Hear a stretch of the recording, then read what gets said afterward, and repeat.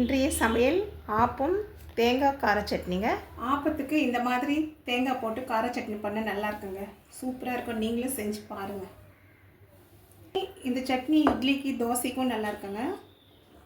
ஆப்பத்துக்கும் இன்னும் நல்லாயிருக்கும்.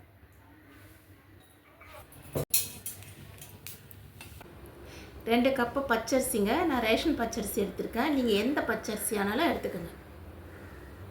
அரிசி 3 வாட்டி அலசிக்கலாங்க. அரிசி நல்லா 3 வாட்டி அலசிட்டு தண்ணி ஊற்றி ஊற வச்சுக்கலாங்க. ஒரு 6 to 8 மணி நேரம் ஊற வச்சுக்கலாம். அரிசி 8 மணி நேரம் ஊறிடுச்சுங்க. கிரைண்டரில் போட்டு அரைச்சிக்கலாம்.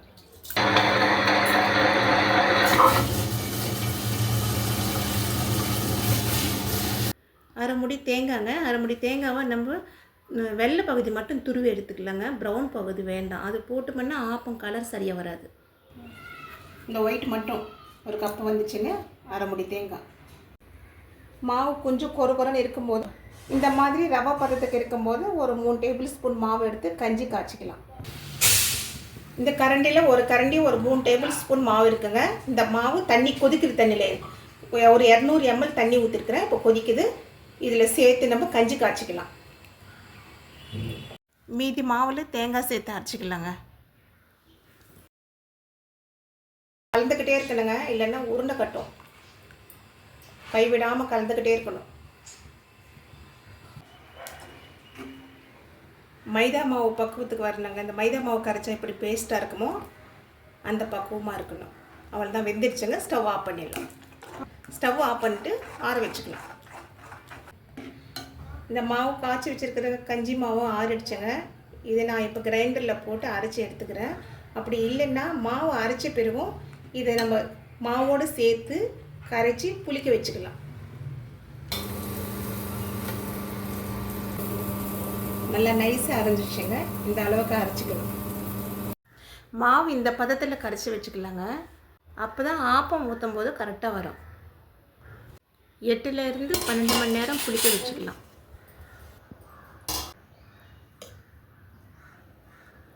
மாவு நல்லா புளிச்சு பொங்கிடுச்சுங்க. தேவையான அளவு சால்ட்டு சேர்த்துக்கலாங்க.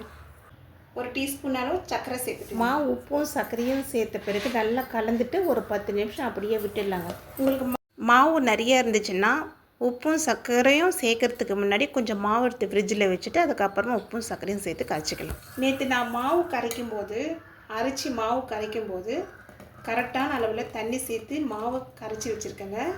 ஏன்னா மறுநாள் நம்ம ஆப்பம் ஊற்றும் போது தண்ணி சேர்த்துமன்னா ஆப்பம் சரியாக வராது. இப்போ 10 நிமிஷம் ஆயிடுச்சுங்க. ஆப்பம் ஊற்றிக்கலாங்க.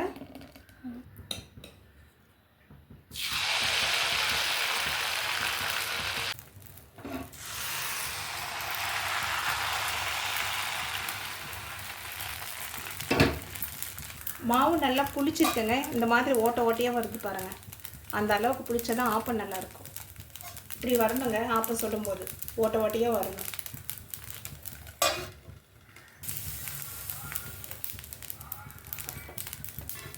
வெந்துடுச்சுங்க. எடுத்துடலாம்.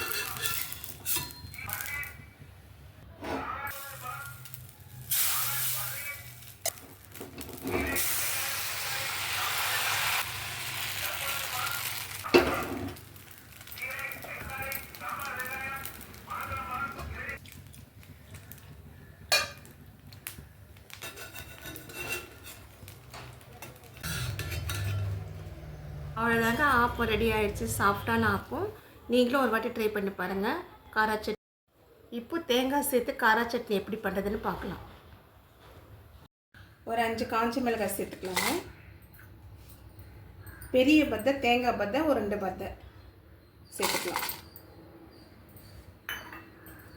ஒரு அரை டீஸ்பூன் சீரகம் சேர்த்துக்கலாம்.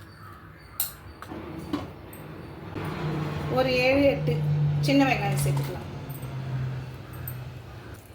4 பல்லு பூண்டு சேர்த்துக்கலாம். ஒரு மீடியம் சைஸ் தக்காளி 1 கட் பண்ணி சேர்த்துக்கலாம். தேவையான அளவு உப்பு சேர்த்துக்கலாம். இது இப்போ அரைச்சிக்கலாங்க. தேவையான அளவு தண்ணி கொஞ்சமாக சேர்த்துக்கலாங்க. இந்த அளவுக்கு அரைச்சிக்கணுங்க. 2 டேபிள் ஸ்பூன் எண்ணெயை சேர்த்துக்கலாங்க.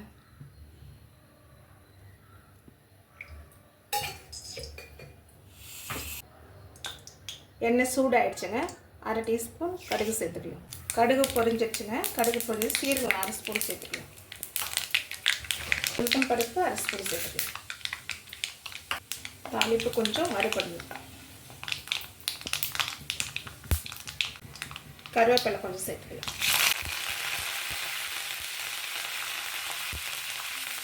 இப்போ அரைச்சி வச்சிருக்கிற கார சட்னி இதில் சேர்த்துக்கலாம்.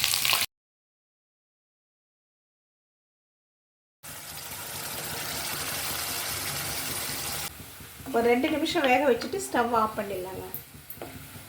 2 நிமிஷம் ஆயிடுச்சுங்க. ஸ்டவ் ஆஃப் பண்ணிடலாம்.